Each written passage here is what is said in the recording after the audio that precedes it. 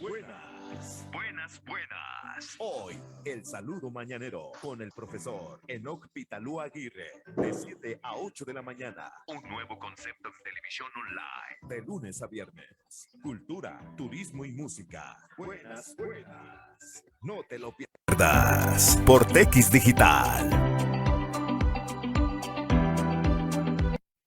Bien, amigos, pues ya estamos aquí al aire. Y ¡qué hermosa! ¡Ay! ¡Qué bella está mi querida Ángel Panther! ¡Ay!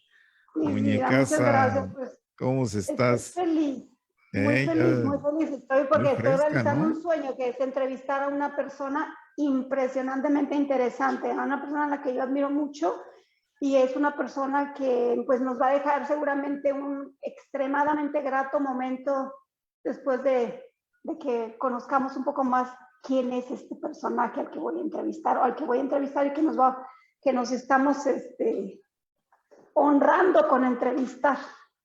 Así es, nuestro querido doctor Eduardo Calisto, ya lo estamos poniendo por varios lados en las redes, que en un momento dado ya la gente ya está interesadísima, se están conectando, ya me dicen que a qué horas, y ya les dije, en un ratito, dame chance. Checa ¿ya viste cómo vengo? Hola, Warriors, órale. Oye, qué bonita. A ver, vuelta. No, porque estoy gordita. No, bueno, esa es mi playera de, ¿cómo se llama, Checa? Ah, mira qué bonita, Warriors. Muy bien. Es la Wonder Woman. Es la Wonder Woman. Muy bien, mi querida amiga Ángel Panther. Bueno, pues interesantísimo vamos a estar el día de hoy con nuestro querido doctor de Eduardo Calisto. Eduardo Calisto. Que nos impresionante, verdaderamente. Nos va a hacer el favor de estar el día de hoy aquí en la presencia de TX Digital. Pues tiene un gran currículum, nuestro querido doctor, lo vamos a presentar en un momento más. Estuvimos... Podelo presentarlo si quieres para que tú lo vayas leyendo el currículum. Sí, claro, cómo no. Aquí nos mandó nuestra querida amiga que es su asistente, la licenciada Rincón, que nos estuvimos poniendo de acuerdo. Saludos y muchas gracias a su equipo de trabajo que nos hacen el favor de ayudarnos a coordinar esta entrevista. Sí, desde claro. Suiza, con amor para México y con una de nuestras eminencias mexicanas. Un gran orgullo mexicano. Pues estamos aquí ya presentes con nuestro querido doctor, que va a estar en un momentito más con nosotros. Estamos en vivo, transmitiendo en vivo. Y yo desde Tequisquiapan, Querétaro, nuestra amiga que está ahí en Vilse, ¿no? Vilse, Suiza. ¿Sí? Vilse no, yo vivo en Basel, Baseland. Basel. Basel es una ciudad que está en la frontera con Alemania y Francia. Yo vivo en una esquina que se llama la ciudad de los 3 países y es una ciudad muy bonita. Espero que uno de estos días me vengas a visitar con tu hijo. Esperamos que sí, si Dios nos presta vida y nos da dinero. Nos presta dinero y nos presta vida, ¿no? Bueno, vida, por el favor de Dios, espero que sí. Oye, yo te cuento que yo tenía miedo de que ayer mi hijo... Ya está aquí nuestro querido doctor. Hola, muy buenos días. Le damos la bienvenida. Doctor Calixto. Le damos la bienvenida y un aplauso. Un aplauso enorme. Gracias.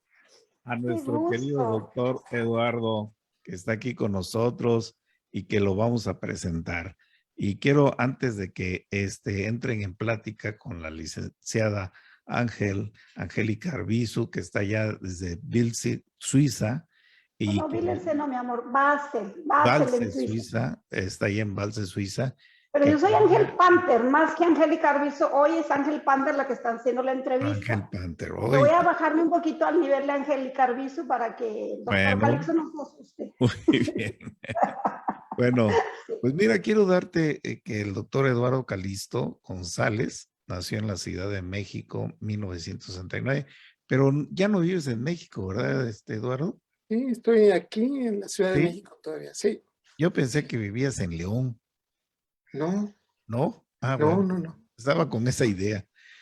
Bueno, 1969, no, estás bien chavo, man. Es Gracias. médico cirujano, doctor en neurociencias por la UNAM. Realizó su postdoctorado en fisiología cerebral, que es un muy bueno en esa rama, en la En la Universidad Universidad de Pittsburgh, en de Estados Estados Unidos. Unidos. Es miembro del Sistema Nacional de Investigadores del CONACYT, investigador y jefe del Departamento de Neurobiología del Instituto Nacional de Psiquiatría Ramón de la Fuente Muñiz de la Secretaría de la Salud. Es docente de la Facultad de Medicina y Psicología de la UNAM, miembro activo de la Sociedad de Neurociencias y de la Sociedad Mexicana de Ciencias Fisiología. Estudia los procesos neuronales, así como la recuperación funcional neuronal en el cerebro ante daños cerebrales para traumatismos o cambios metabólicos. Caray, qué currículum tan bonito tienes, mi querido doctor, que Qué te damos amable. aquí la bienvenida. Y bueno, de libros, híjole, como 12, ¿no? No, autor de 4, pero escribí capítulos de otros libros, pero 4 míos. Fíjate nada más, libro El amor y el desamor en el cerebro, que nada más empecé a verlo tantito y ya me gustó. Libro El perfecto cerebro, ese también quiero leerlo. En fin, yo creo que tiene... Todos tenemos que leer, toda nuestra audiencia y nosotros tenemos que leerlo. De hecho, yo quiero participar en sus conferencias y en sus cursos. Doctor, estoy muy apenada porque no he podido inscribirme porque como estoy en Suiza y estoy trabajando y tengo un horario un poquito complicado, no me he podido inscribir al curso que tiene ahorita, pero por favor, vamos a promover sus cursos porque queremos que todo el mundo en México, de nuestra audiencia, participe en sus cursos. Yo creo que es importantísimo que motivemos a que los mexicanos sean más cultos en este sentido de la ciencia neurociencia, ¿no?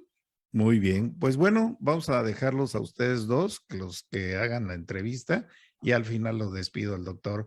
Así que bienvenido, doctor. Aquí es Muchas gracias. Un privilegio y un honor. Muchas gracias.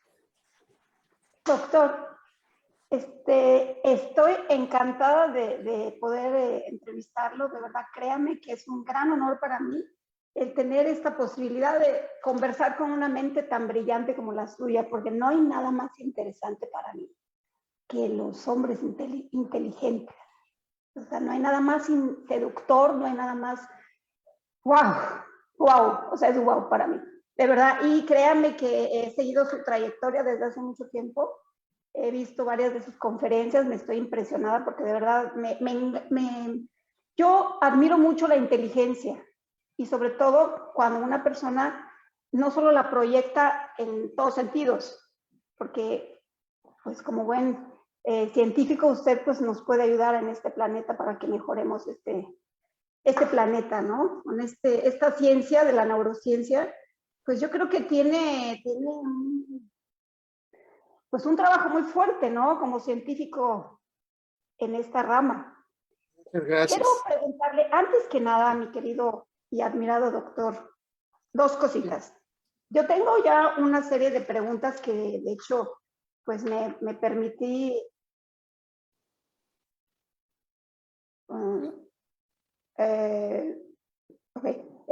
tengo dos preguntas que quisiera yo, bueno, tengo un cuestionario que realicé. Quiero ver si quiere que hablemos sobre ese cuestionario que le hice llegar o quiere que hablemos solamente sobre el amor.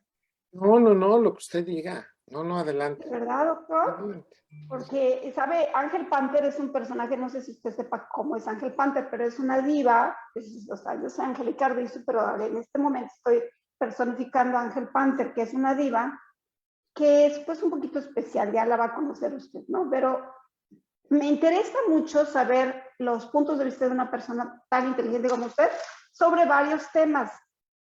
Uno de los más importantes sería, ¿qué es la locura, doctor Calixto, desde la perspectiva neurocientífica? Es un trastorno que quita la parte más inteligente del cerebro, que es la corteza prefrontal. Tiene una secuencia de incremento de un neurotransmisor de inicio que genera paulatinamente el eliminar todos los frenos, congruencia, argumentos objetivos y por lo tanto, en este aspecto, el incremento de dopamina, el mismo neurotransmisor que nos pone felices y contentos, que está atrás de las emociones hermosas, gradualmente entonces va generando que la persona rompa prácticamente con su congruencia, con su objetividad. Vive un mundo totalmente aislado, vive en secuencias de no tener una relación social acorde y poco a poco se va aislando. Por lo tanto, este factor, digámoslo, de un inicio neurológico, es un incremento de dopamina que quita lo congruente, es un incremento de dopamina que va generando poco a poco que aparezcan datos como si fueran una condición de vivir un mundo encerrado y poco a poco va perdiendo todos estos límites que socialmente la gente pues se va alejando. Por lo tanto, uno se queda pensando, bueno, entonces es exceso de dopamina, que a la larga, a su vez, mata neuronas. La parte triste de este proceso es que se van perdiendo neuronas que están relacionadas con la congruencia, con la objetividad, y por eso una persona con esta magnitud de alteraciones genera un cambio irreversible en su cerebro. No hay manera de tener reversibilidad. La esquizofrenia es epidemiológicamente se encuentra en el 1% de la población. Esto quiere decir que es muy alto el número de pacientes, que incluso no, por momentos no se saben ellos. Es evidente que una persona que tiene este trastorno no es consciente de este proceso y que solamente las personas que están alrededor se lo hacen ver y que por momentos uno se queda pensando, ¿por qué llegó a ese punto? Y entonces hablamos de aspectos genéticos, algunos biológicos y algunos que todavía no se conocen. Bueno, la esquizofrenia desde la perspectiva de lo que es la locura, porque yo desde mi humilde punto de vista, y ahí sí vamos a discutir un poquito, doctor, yo me voy a ir por una teoría que es la teoría elemental del bienestar integral. En esta teoría la base es que todo ser humano somos una ensalada, digamos, que tiene pues, síntomas de todo, virus de todo, capacidades de todo, o sea, todo en todo. Pero el desequilibrio es el que hace que en un momento dado un ser humano se desconcentre, desde mi humilde punto de vista y según la teoría, electromagnéticamente. Entonces, cuando un ser humano se desequilibra, por eso les dicen desequilibrados a los locos, puede tener una sobrecarga o una de más o de menos, o produce mucho o produce menos. Y esta sobreproducción es la que hace que el desequilibrado pueda ser muy agresivo o que pueda ser menos agresivo o apático. Y cuando produce menos, hace que el cerebro, por ejemplo, cuando falta litio al cerebro, que empiezan las depresiones en un estado. Yo no soy psicóloga, yo estudié comunicación y estudié también bienestar integral, belleza, salud aquí en Suiza, ¿no? Pero ese es mi punto de vista. Ahora, la esquizofrenia es solamente una de las variantes de lo que le llaman la locura. Se supone que todo ser humano, es cierto, doctor, que todo ser humano tenemos en pequeña cantidad todo este tipo de desequilibrios que podemos ser esquizofrénicos, paranoides, porque hasta donde yo sé, los esquizofrénicos tienen 3 niveles: alucinaciones, delirios y trastornos de pensamiento. Cuando tiene una forma de pensar inusual o ilógica, ¿no? Eso es el esquizofrénico, hasta donde yo sé. Los delirios, bueno, pues hay muchísimos niveles de delirio, porque de hecho hay demasiadas subniveles, digamos, en este tipo de patologías, ¿no? Patologías, pues una patología es cuando algo no está bien, ¿no? Y pues las alucinaciones también las pueden crear los seres que tienen drogas, ¿no? O que tienen... Incluso, ¿sabe algo después que quisiera preguntarles sobre las técnicas, ¿no? Que tienen muchos, la nueva alternativa, de medicina alternativa, que es a través de la meditación, o bueno, hay incluso rituales de danza, ¿no? Pero es más adelante. Esto del desequilibrio, doctor, pues nos habla sobre personas que no están en una sociedad estable, que no ayudan a que la sociedad se vaya desarrollando, ¿verdad? Sería, por ejemplo, un psicópata, un dictador, un sanguinario provocador como que provoca masacres como Hitler, por ejemplo. ¿Cómo sería el cerebro de un Hitler, doctor, que está provocando una guerra, por ejemplo, que busca solamente que todo para él, todo para él, todo injusto, que no acepta negociaciones y que en un momento dado podría poner en un momento dado un planeta, bueno, un planeta, una nación, más bien un pueblo, pues en peligro? ¿Cómo sería el cerebro de un dictador o de un Hitler?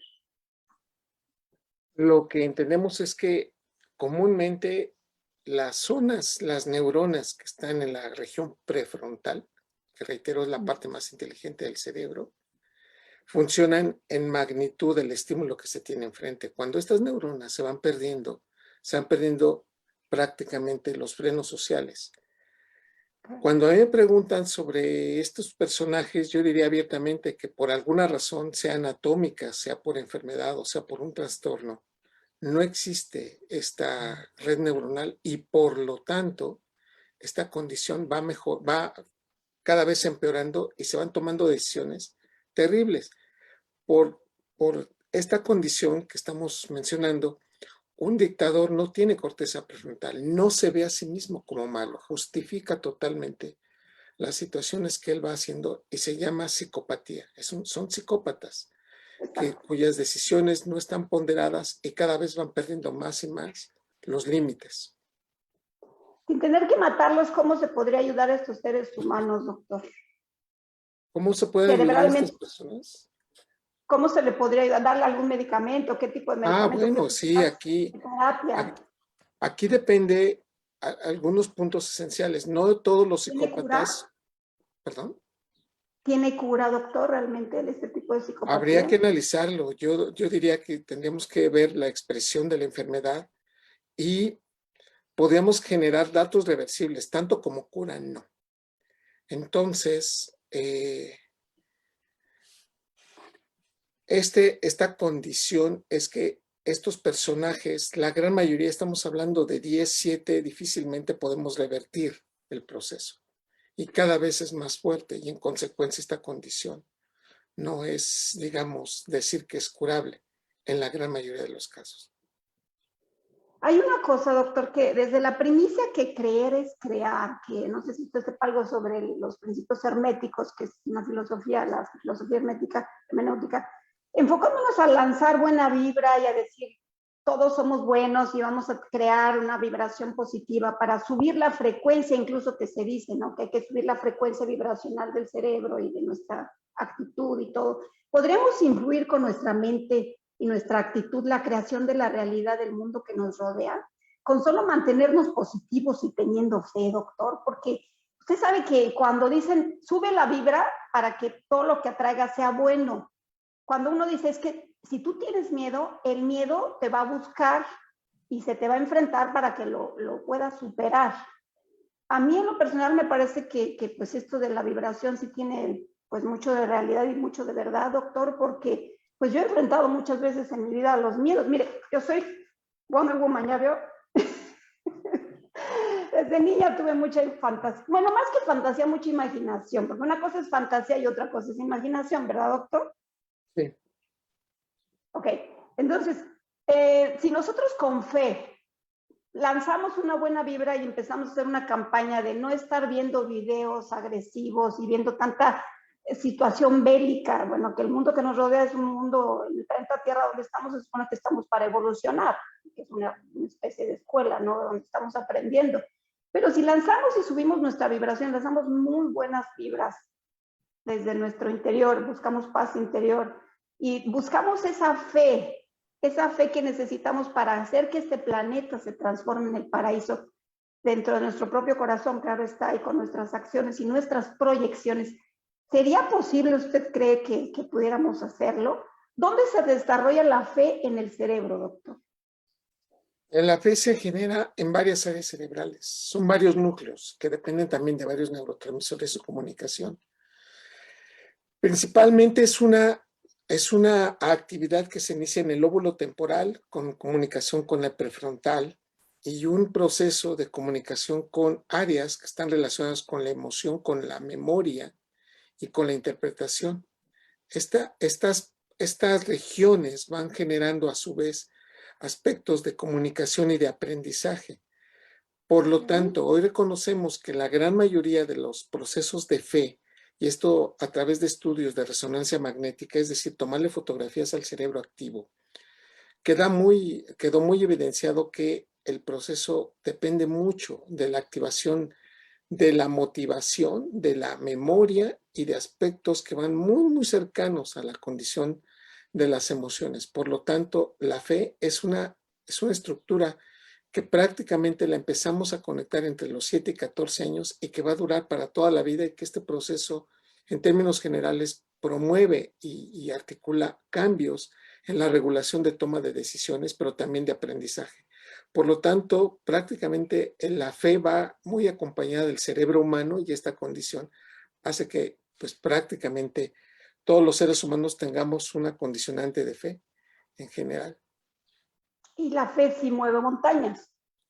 Pues en términos generales diríamos que sí, es capaz de compartirse. Es algo maravilloso en el contexto de que cuando compartimos cierto tipo de condicionamientos, el proceso hace que a su vez pueda yo aceptar, pueda modificar ideas preconcebidas, pueda entender que se puede cambiar la manera como se analiza una situación, una experiencia viva, pero también puede ser a su vez el motivador más grande que tengamos en la vida. O sea, el tener oxitocina y dopamina en nuestro cerebro de tal magnitud nos hace que no sentamos cansancio, nos hace que tengamos poco a poco y de una manera gradual una mejor condición para aceptar, pero también para cambiar.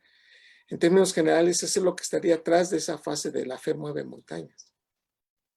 Oiga, doctor, ¿y usted qué piensa sobre esta propuesta que yo hago, ¿no? De que debamos unirnos para verdaderamente subir esa vibración, y con esa fe que todos nosotros programemos nuestro cerebro y digamos, vamos a hacerlo, vamos a lograr que no exista más la guerra en este planeta?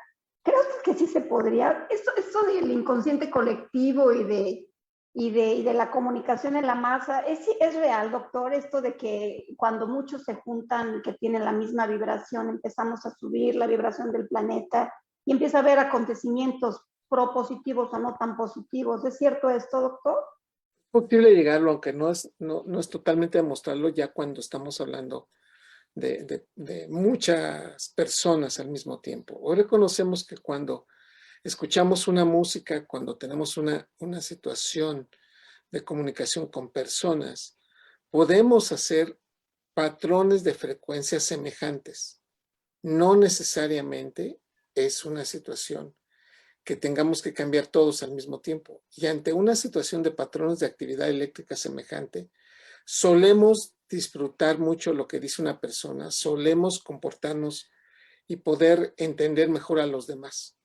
Por lo tanto, sí depende mucho de cómo generamos, cómo hablamos y cómo disfrutamos. Hoy, en este contexto, de alguna manera, podemos medir quiénes somos mejores amigos.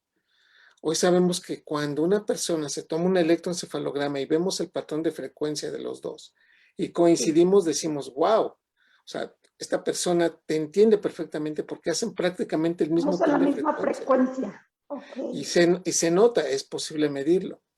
Pero por otro lado, entendemos que esto lo hacemos más fácil cuando escuchamos música.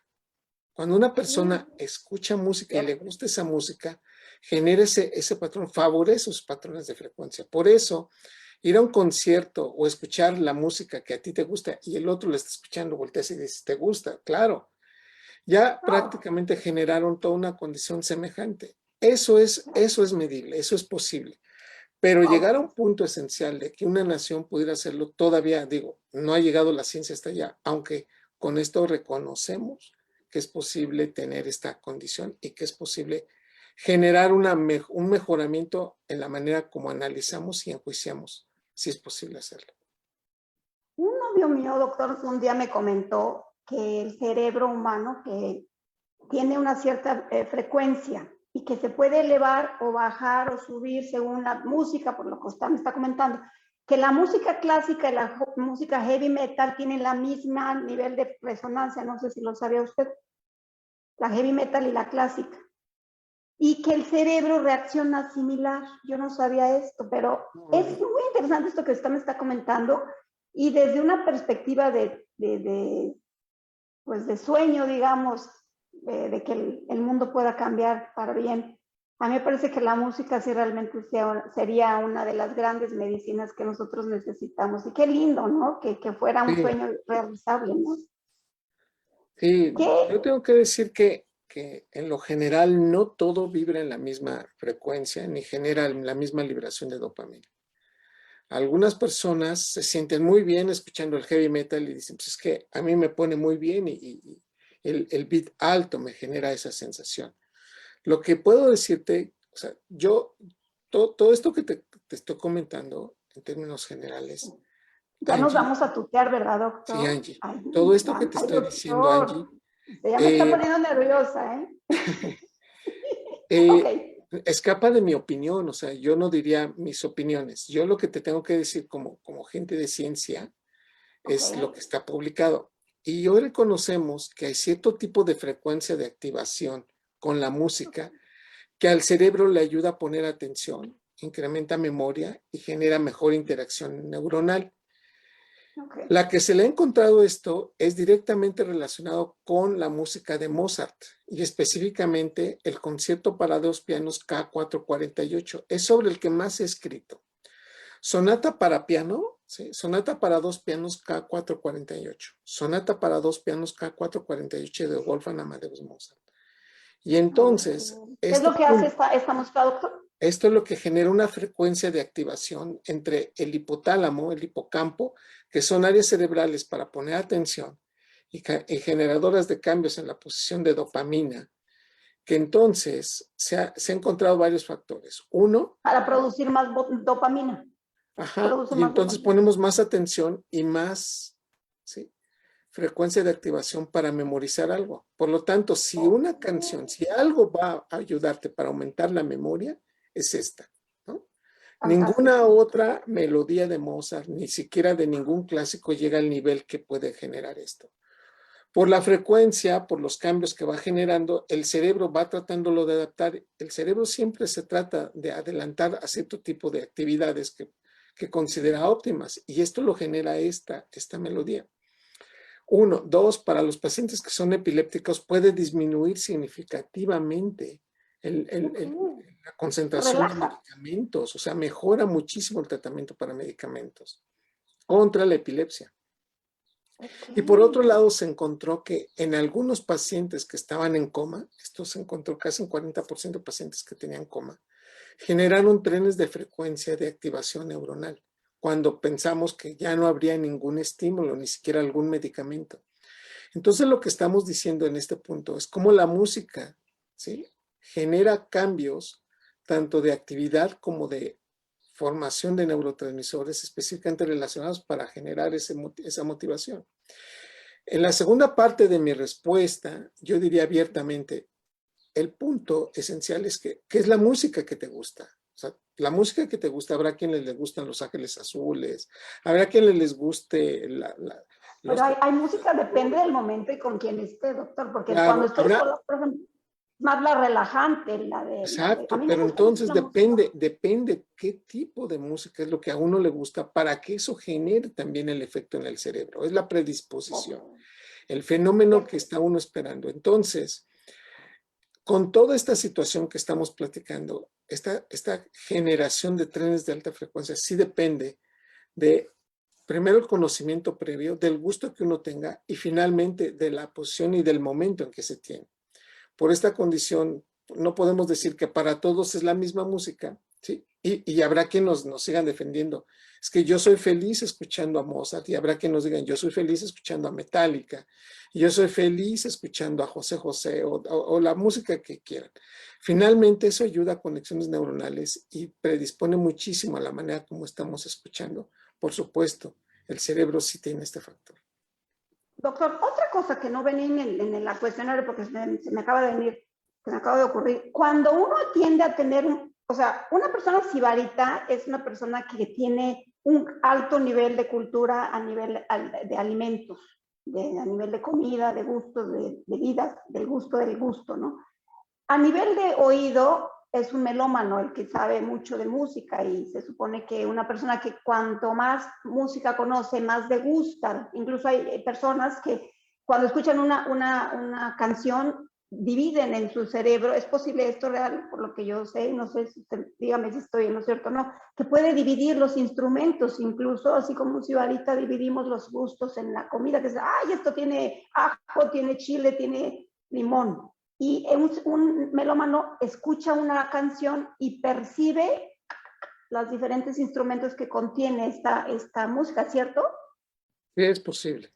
O sea, sí, eso es posible. Es posible cambiarlos, generar trenes distintos, sí es posible. Claro que esto no es de principio, tiene que haber una preparación, pero es posible hacerlo. Exacto. Cuanto más preparado musicalmente o a nivel de melomanía, ¿no? Esta persona puede desarrollar más células en su cerebro, digamos, o es igual. ¿No tiene nada que A ver? ver, ¿O produce más sustancias? el número de neuronas difícilmente puede ir en proporción de división neuronal en el caso de que hay algunos sitios en donde sabemos que sí hay división neuronal, como es el hipocampo, como es la región del bulbo olfatorio, no va en función digamos, de la música o de la calidad de estímulos positivos que uno tenga. Entonces, ¿por qué? Porque entonces eso indicaría que estaríamos cerca de, no sé, de un mejor tratamiento para algunas enfermedades o algunos trastornos mentales.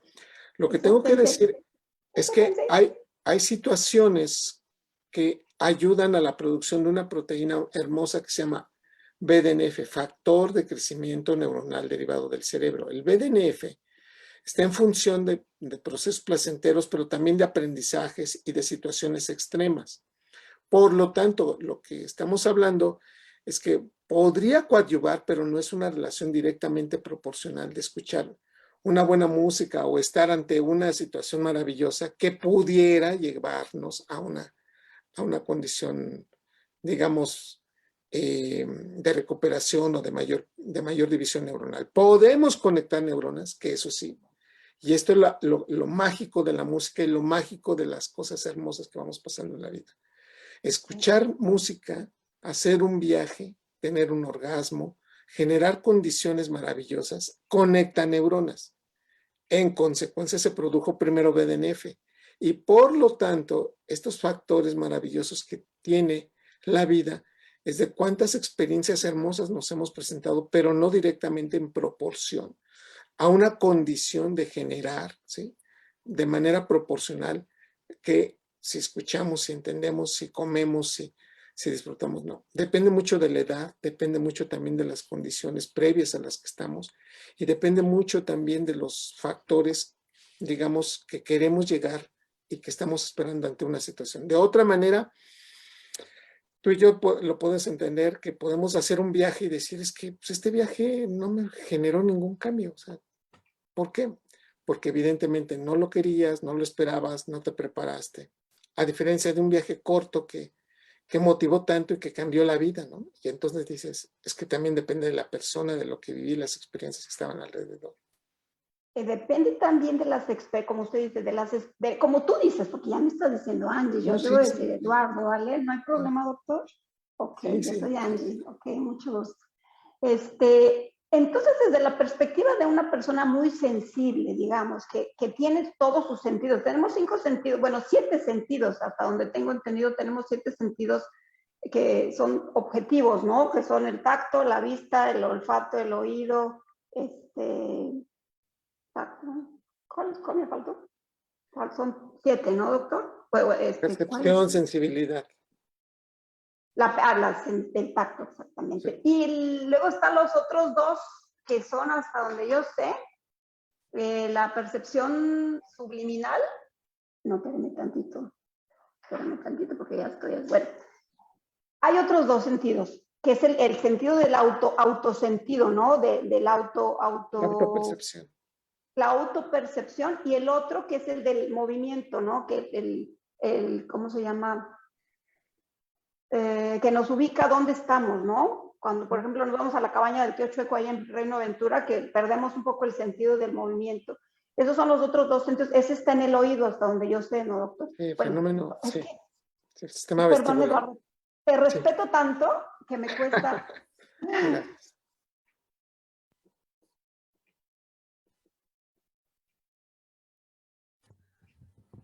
Hola, ¿Qué pasó ahí? hola, hola. Se salió Angie. ¿Está De bien? tanto Ah, ya mover, regresó, ya de regresó. tanto mover las ¿Qué pasó? cosas. Se le ¿Alguien me salió. sacó? ¿Alguien me sacó? No, nadie te Yo no, sacó. Tú yo no fui. solita te saliste. Me salí Tú solita, solita perdón. ¿En te qué saliste. estábamos? ¿En qué estábamos, Eduardo? Es que me puse nervioso porque aquí No, ya nos tuteamos. no, en lo dijiste que- que estábamos hablando pues, ahorita varios de la autopercepción, estamos hablando del sistema vestibular y de cómo el cerebro se puede ubicar. Sistema vestibular y sistema de autopercepción. Son 7 sentidos objetivos. Y los otros sentidos que tengo entendido que ustedes dentro de la ciencia todavía no está todo tan avanzado, que no saben cómo es esto de las percepciones o capacidades extrasensoriales desde la visión de la neurociencia, ¿cómo son? ¿Qué son? ¿Qué es lo que ustedes saben al respecto, mi querido Eduardo? Bueno, todas son integradas en el sistema nervioso central. La gran mayoría de estas percepciones generan primero conocimiento, aprendizaje, pero también tenemos que relacionar algo muy interesante, que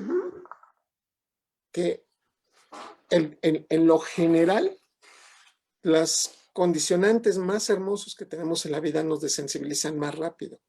Es algo que tal vez parecería una contradicción.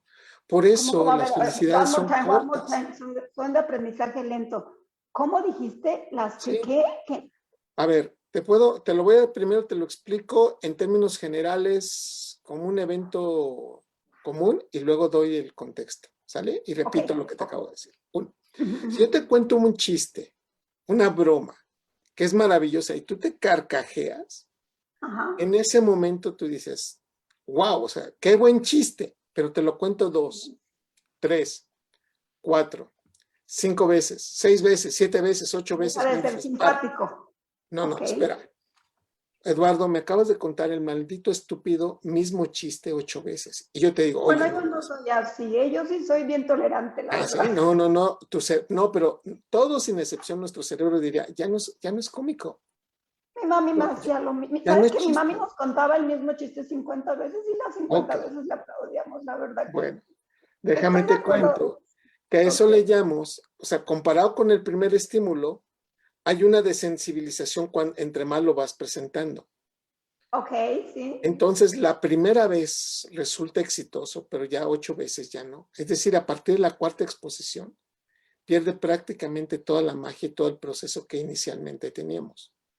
Por lo tanto, cualquier felicidad, ¿no? Como decía José, hasta la caricia más divina cansa. ¿Sí? ¿Verdad que ya oíste, no, corazón? La belleza cansa. Entonces, esta condición es que nos va disminuyendo la dopamina en la medida que la vamos presentando. Por lo tanto, no hay enamoramiento que dure más de 4 años. No hay condicionantes. Me tapo los oídos, porque es mentira. Yo estoy totalmente de acuerdo en una cosa. Cuando uno, como pareja, deja que la relación vaya a caer dentro de ese hueco que es la rutina, en una semana se puede romper una relación. Pero si uno todos los días empieza a sacarle un poquito la variación, el movimiento, la vida y el amor es como una danza desde mi punto de vista. Cuando nosotros bailamos, no vamos a bailar siempre así, ¿no? Bailando lo mismo. O sea, siempre estamos buscando la forma de hacer las cosas diferentes. Una relación y el amor, desde mi humilde punto de vista, cuando realmente es amor en los 5 niveles, mi humilde punto de vista es físico, mental, afectivo, espiritual y existencial. Son los niveles del amor o de cualquier tipo de relación madura. Cuando en uno de esos 5 niveles no hay empatía, no hay embonación, entonces se desgrana cualquier tipo de relación. Pero yo no creo que sea determinante decir que cualquier amor o que el amor se termina. Yo no dije eso. Yo no dije eso. ¿Qué dijiste? Yo dije el enamoramiento. Amor y enamoramiento son cosas distintas. Ay, perdón, entonces no te dejé terminar de hablar.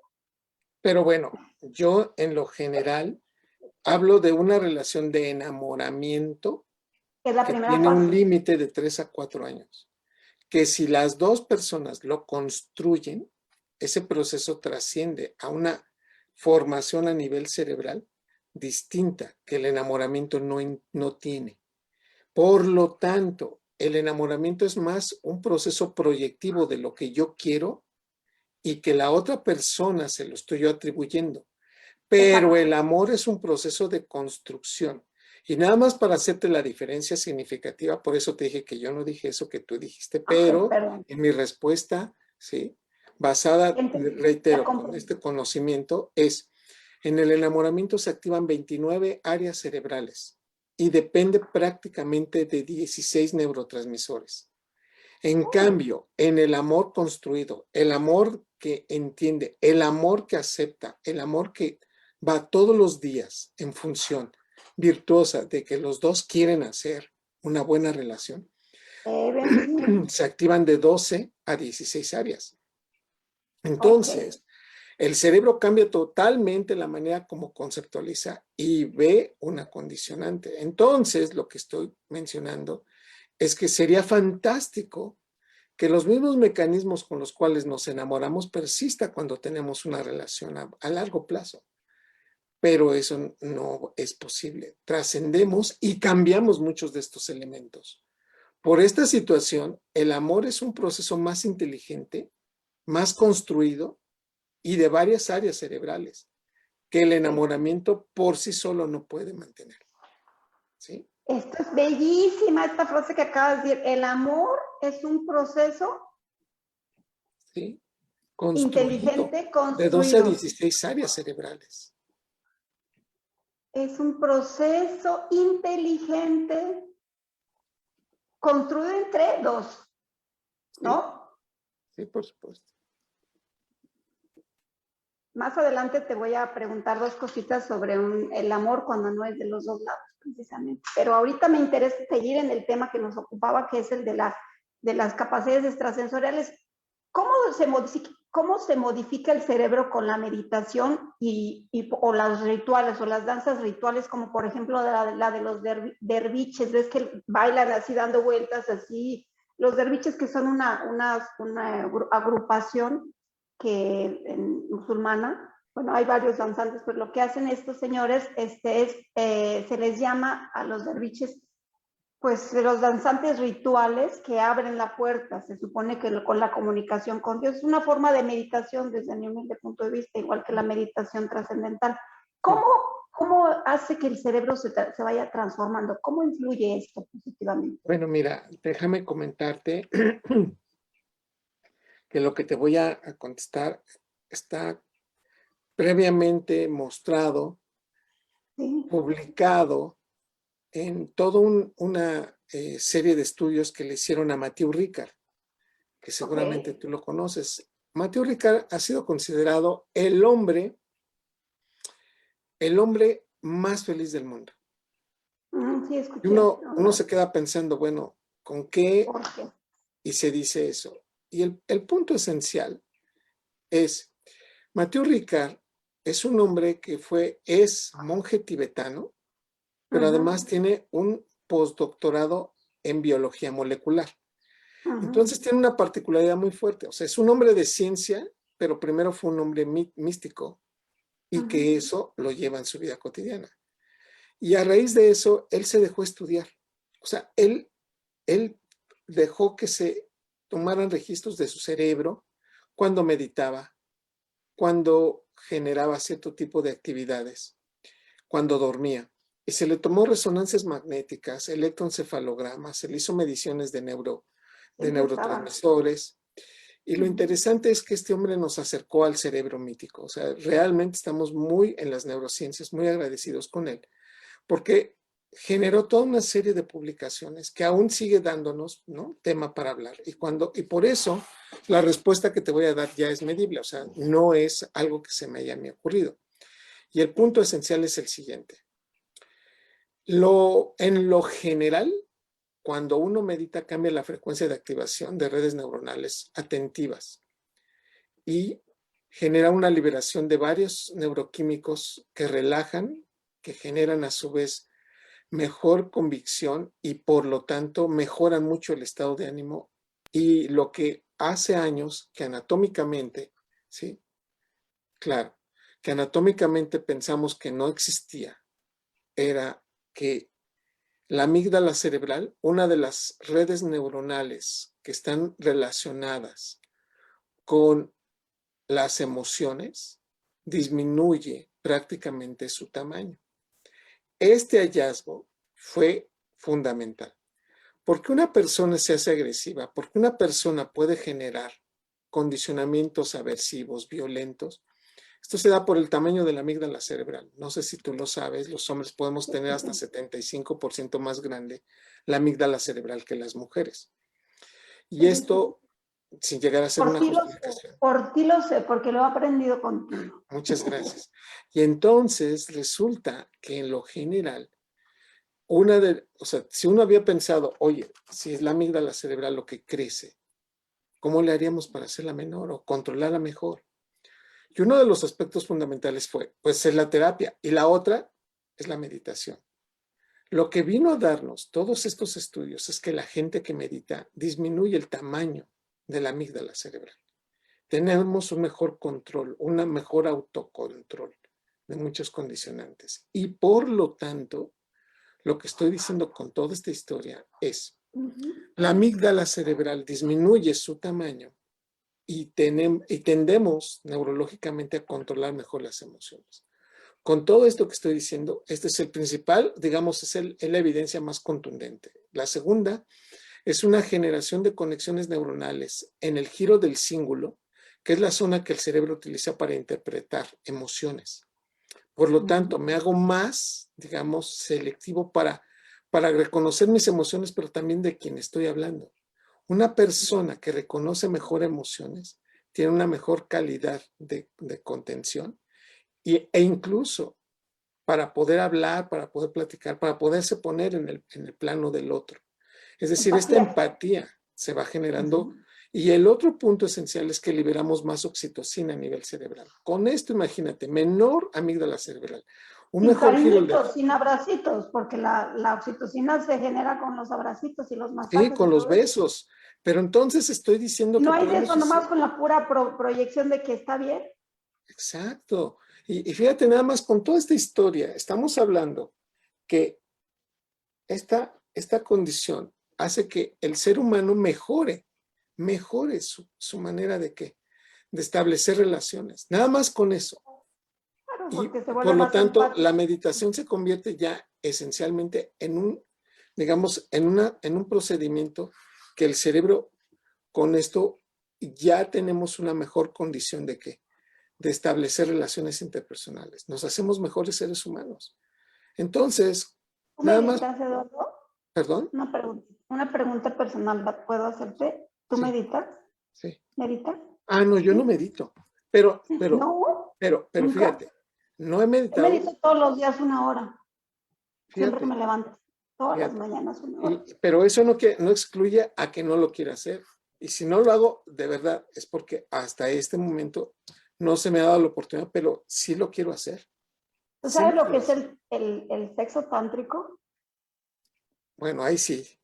De saber que sí, pero de sexo tántrico hacerlo. Es una meditación entre dos que se hace a través del sexo. Y lo enseñó Shiva.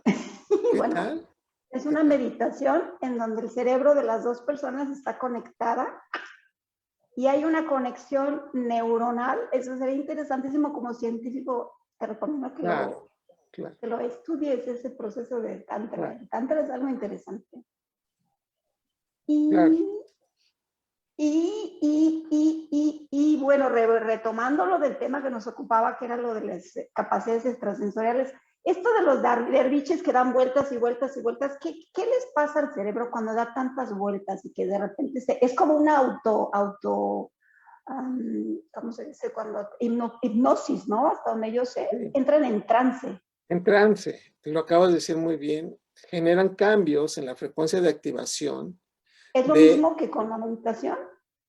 No, es discretamente distinto.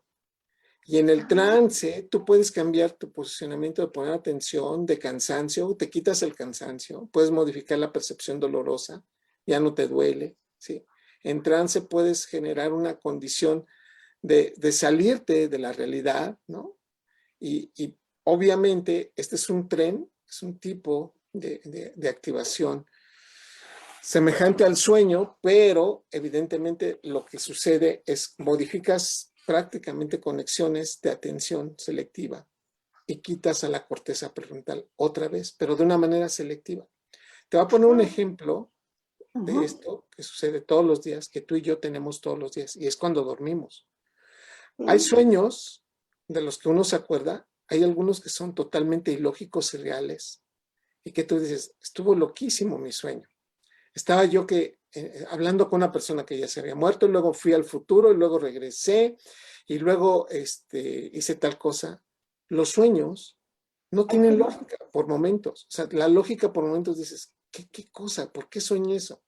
Y el mensaje es que durante el sueño desaparece el control prefrontal. Por eso no tienen lógica por momentos. Y por momentos soñamos cosas espantosas como sueños incestuosos, como situaciones de viajar, ¿no? O de ver personas muertas, porque no tenemos corteza prefrontal. Por lo tanto, cuando una persona genera esta secuencia de trances, se va a la corteza prefrontal y todo está contaminado en función de ¿qué? De las emociones o muchas de las secuencias que uno quiere hacer. Qué interesante. O sea que si uno tiene preprogramado, bueno, yo voy a hacer esto, voy a transformar el planeta Tierra en el paraíso, tu cerebro lo puede realizar. Wow, qué interesante. Totalmente. Entonces, pero ahora, obviamente, quienes logran estos, digamos, estos avances es porque no es espontáneo. Lo vienen haciendo, claro, lo vienen generando, y cuando llegan a esta magnitud decimos, pues son personas ya muy preparadas. Rutinas disciplinarias. Por supuesto. Sí. Y todo esto, entonces la telepatía, telequinesis y todas las capacidades extrasensoriales que sean los sentidos subjetivos desde mi humilde punto de vista, y así los llamo, es posible. Entonces, por lo que me estás diciendo, ya me diste toda la teoría que necesitaba saber. ¡Qué fantástico! Eres un maestro, de verdad. Muchas gracias. Me parece un hombre súper interesante en todos sentidos. Muchas gracias. En todos sentidos, porque de verdad todo esto que me estás dando como información para mí es un granito de oro del universo, de verdad. Pero fantástico, fantástico, fantástico. Tengo otras dos preguntitas. Sí. Que me gustaría mucho hacerte de un tema que nos ocupaba, que la semana pasada quedamos de hablar de mis libros. Yo dije 3 libros de una trilogía que es muy interesante y que tomé como inspiración a un cantante muy famoso. Pero hay 2 temas que me gustaría, después de que me los respondas, ya te cuento la historia que te quería contar. Sí. ¿Cómo es el cerebro de una persona que sufre limelencia? ¿Qué es la limelencia? No, ahí sí me dejaste. No conozco el concepto.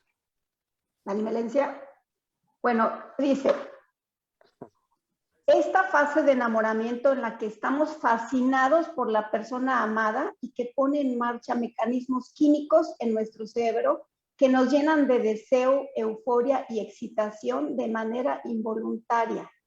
Deja de ser sano cuando a ello se suma una fuerte necesidad por ser correspondido de manera obsesiva, y es entonces cuando hablamos de limelencia, cuando la persona se obsesiona tanto de un amor que siente, que dice, es que me tiene que responder, porque eso es limelencia. ¿No sabía usted? ¿No sabía yo? Perdón. Hoy lo aportaste a una palabra maravillosa a mi vocabulario. 3 minutos quedan. 3 minutos. Rapidísimo. Entonces, el punto es, tenemos un exceso de liberación de dopamina y endorfina con una disminución de serotonina. Ese es lo que los norteamericanos llaman enfermedad de amor.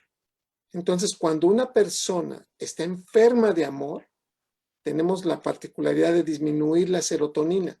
Y es cuando nos convertimos en más obsesivos. Pareciera que no aprendemos, pero la única persona que nos calma es la persona amada. Así que es un estado neuroquímico sin corteza prefrontal, con una exacerbación de placer e incluso de codependencia por esa persona. ¿Qué pasa cuando en un momento dado hay una respuesta del otro lado, pero no está No al es la 100% esperada. embonada? O sea, porque Claro. quizá la otra persona no está preparada, Sí, o claro. quizá está casada, o quizá no está casada, o quizá no tiene Claro. ganas, o quizá es muy tímida. ¿Qué pasa cuando eso empieza el rechazo, verdad? Totalmente, pero esto sucede y como son las mismas redes neuronales que se generan en la proporción de una persona que está generando a su vez, que mete una secuencia de querer sacar lo que uno quiere, entonces tal parecía como a un adicto que le quitas la droga. Y entonces automáticamente se está generando mayor liberación de dopamina. Es una paradoja increíble. Por eso cuando una persona dice, hey, no, yo no te quiero, pareciera que le estás dando la condición de quiéreme más. Porque liberan más estos neurotransmisores que afianzan más condiciones de apego y de sensaciones terribles, por supuesto. Pero en lugar, se desarrolla una cosa que se llama erotomanía, ¿sabes? Claro, ¿sabes sí, que es la idea de que nos están enamorando de nosotros y que además vivimos con este proceso. Y específicamente cuando no pertenecen prácticamente ni a la misma cultura ni al mismo medio socioeconómico. Sí, por supuesto. Pero es un proceso ya de obsesión que sí ha generado muchísimos conflictos en la gran mayoría. El cerebro entonces se convierte en una condición como si estuviéramos prácticamente obsesionados y al mismo tiempo sin lógica ni congruencia. Es una de las paradojas más grandes a las que podemos hablar. Qué interesante. Oye, fíjate que yo quería contar algo, pero no sé si aquí nuestro Enoch nos da tiempo de hablar o ya nos vas a cortar, Enoch, porque dices que ya se acabó el programa o qué. ¿2 minutos? Tenemos una eminencia aquí, tendríamos que aprovechar. Vamos a concluir y darle las gracias a nuestro querido doctor Eduardo Calisto, que lo admiro yo también, así como tú lo admiras. Yo también lo admiro, he estado viendo sus videos, y que se me hace una persona excepcional y por eso tiene muchos seguidores y también tiene mucho éxito en sus cursos, en el cual me atreves a darme la palabra pero déjame despedirme, no me dejes así al aire porque me estás dejando en el aire. Todavía no nos despedimos, mi querida Ángel, espérame. No te lo perdono si no me dejas terminar de conversar con este adorable científico. Yo sé que tú eres de armas a tomar y entonces por eso. Claro. No, bueno, armas no. Bueno, la cosa es que nuestro querido doctor, fíjese que mi madrecita, que en paz descanse, murió de mal de Parkinson, pero se le atrofió mucho su mente. Ella ya no reconocía, no nos conocía, lo llevamos a muchos neurocirujanos, etcétera, y me decían que ya era una enfermedad pues que no curable, que se podía quizás conservar, pero no. Y mi hermano, el mayor, ahorita tiene la misma enfermedad, pero fíjese que él sí está todavía consciente, él todavía reconoce. Él le pusieron inclusive un examen de matemáticas y él, como es ingeniero, supo resolver todo eso. ¿Qué pasa ahí, doctor, con esa enfermedad que a unos sí les hace perder la memoria y a otros no? Espérame, Parkinson me dijiste. Sí. Parkinson. El Parkinson es un deterioro específico de una red neuronal que está en el control de los movimientos. Y normalmente son pacientes íntegros, aunque eventualmente pueden perder neuronas. Pero en este punto, aunque se está perdiendo la coordinación de movimientos, ¿sí? Y esto puede generar rigidez en los músculos. Es muy característico que los músculos de la cara se hacen muy rígidos, pareciera que están siempre enojados o muy serios, y que la contractura de los músculos paravertebrales es tan fuerte que se arquean.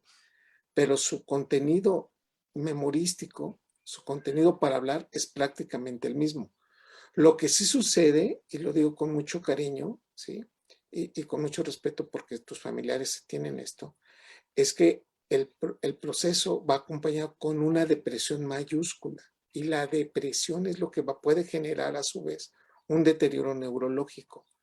Normalmente un paciente con Parkinson conserva hasta el 75% de su proceso memorístico hasta el final de su vida. En estas condiciones, seguramente algunos medicamentos fueron los que deterioraron la condición. Por esta razón y ante este punto, es muy importante que se haga un buen diagnóstico, ¿sí? No estoy diciendo que no lo tenga. Y la otra, sobre eso, el manejo específico. Las personas con un tratamiento específico pueden ayudarse mucho para mantener esta condición. De tener Parkinson no significa necesariamente que tiene que perder todas las condiciones, ¿sí? En especial la memoria. Muchas gracias, doctor.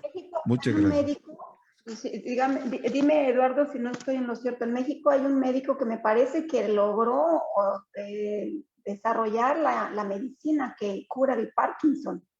Tengo entendido, ¿no? Es un neurólogo también mexicano. Tengo que decirte que la dupla de Madrazo y Drucker y Madrazo, que en la década de los 80s nos mostraron datos. Lo voy a decir rápidamente cómo es.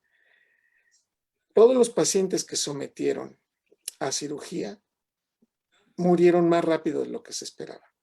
¡Uy, no me digas! Entonces, no sé si ustedes recuerdan el caso de Mohamed Ali, de Cassius Clay, el boxeador. Sí, me acuerdo. Él vino a México. Él tenía el mal de Parkinson también. Exactamente. Y él venía con esa idea. Miren, muchachos, rapidísimo. El Parkinson, en modelo en animal, en rata, se puede curar. Entonces, eso fue un dato significativo, pero en el humano no. Podemos sacar las células, trasplantarlas, y hay factores que en el cerebro humano no permiten el crecimiento ni la liberación de dopamina que este mal tiene.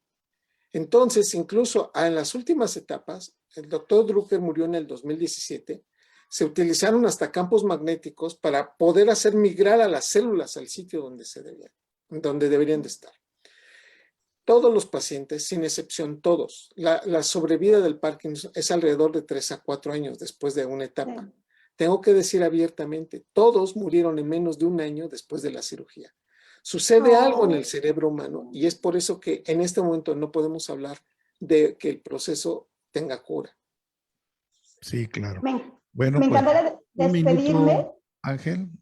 Okay. Eduardo, déjame verlo, por favor, al doctor. Ponme la imagen del doctor, porfis, porque no lo veo. A ver, Eduardo, ¿dónde está? No lo veo. Hola. Ponme lo que... hola, aquí estoy. Ok. Eduardo, muchísimas gracias por permitirnos esta entrevista. Nos has iluminado el camino y nos has permitido aprender muchísimo más de todo lo que nos iluminaste. Te agradezco infinitamente y aquí tienes tu casa en Suiza. Cuando quieras me puedes pasar a visitar. Estoy en Basel, en Francia y Alemania. Y si no, cuando yo vaya en septiembre a México, me encantaría conocerte en persona y quizá participar en alguna de tus conferencias o de tus cursos. Voy a ver si organizo mi tiempo aquí para poder ir a uno de tus cursos online. Me encantaría porque soy fan. Ahora sí que debo decirte que soy tu fan, pero gracias. No te voy a escribir libros a ti, porque luego te voy a contar en persona ya la historia de estos 3 libros, que ya no me da tiempo de contarlo ahorita. Okay. La cuento en el próximo programa. Se los dejo todavía. Bueno, pues vamos a agradecer. Te mando un beso, déjame decirle, por favor, Perfis, no más rápido, un segundo. Eduardo, te mando un beso con todo mi amor. No me dejas verlo. Bueno, y te mando mis bendiciones. Que Dios te bendiga, mucho éxito. Adelante, México. Muchas gracias. Muy bien, un honor. Gracias. Gracias. Espero que nos permitas otra vez entrevistarte. Gracias. Nuestro querido amigo doctor Eduardo, igual vamos a hablar acerca de sus cursos. Hay unos cursos que ya están en puerta, ¿no, doctor? Sí, empiezan este sábado y el próximo mes de abril. Son cursos que están relacionados directamente sobre, por ejemplo, qué pasa en el cerebro cuando uno desea el amor, el aprendizaje, en el proceso del orgasmo, qué sucede cuando tiene, por ejemplo, un proceso de ausencia, o cuando estamos hablando de niños que tienen trastorno autista. Todo esto son temas que vienen en los cursos, son todos los sábados de 9 de la mañana a 1 de la tarde.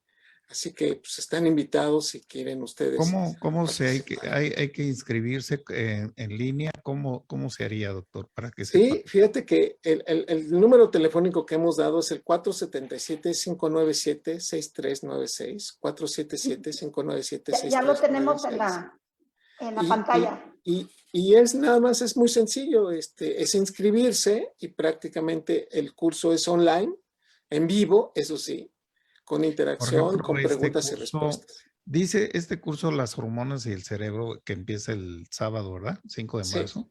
Las neuronas que se maravillan con el arte. Si no agarré el primer módulo, ¿puedo agarrar el segundo? Sí, por supuesto. No se excluyen, ¿no? No se excluyen. Y son 3. Todos. Muy bien. Y entonces hay que inscribirse por línea y se mete uno a su página. Sí.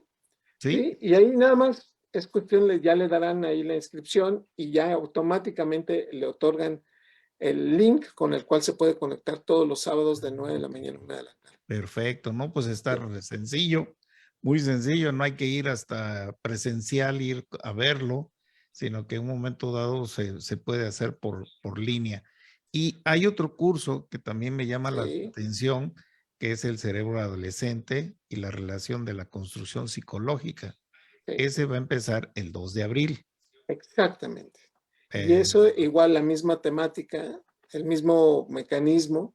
Y ya hablamos del cerebro adolescente, de la atención selectiva, de las ventajas de ser incluso distraído, tendrá ventajas, la autoestima. Sí, es que está muy interesante porque para los adolescentes debe ser magnífico que llevaran este curso, porque hay gente distraída, no se concentran, ¿no? Por los juegos de maquinita, los juegos. A lo mejor no se concentran por los celulares, a veces están muy enamorados, ¿no? Sí. Y la invitación es de que si todos están de acuerdo, al final de los 2 cursos, va a haber una reunión personal ahí y ya nos vamos a reunir y vamos a regalar un libro autografiado. Vamos a desayunar todos juntos y la sesión será ahora personal. Y esto sucede en mayo, la segunda semana de mayo. Yo voy a estar hasta septiembre en México, pero vayan por mí, por favor, no dejen de ir a ver esas conferencias y esos cursos del doctor. Eduardo Calixto, por favor. Gracias, amigos. Gracias. Bueno, pues muchas gracias. Despedimos al doctor. Lo despedimos como debe de ser, con música, para que en un momento dado entremos a nuestro próximo programa. Muchas gracias. Muchísimas gracias. Un honor. Gracias. Hasta pronto, gracias. Hasta pronto, gracias. Que Dios los bendiga. Chao. Nos vemos, corazón, también a ti, ¿eh? Enoch.